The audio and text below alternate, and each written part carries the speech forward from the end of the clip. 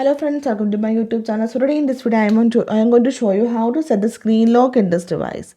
For this, simply go to settings, then scroll down. Here you can see the option security and privacy. Tap on this one.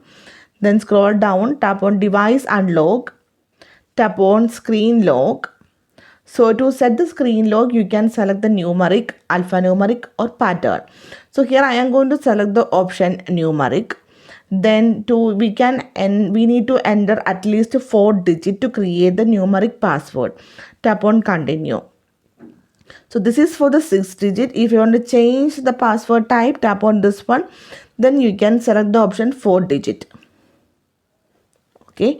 Then here we need to enter the 4 digit password. Then confirm the password. If you want to enable the fingerprint unlock, then you can enable from here. Otherwise, cancel this one. So let me show you how it works. Now you can see they are asking for the number lock. It is unlocked. So simply in this way you can set the screen lock in this device. So hope you guys enjoyed this video. Thank you for watching. Thank you. Bye bye.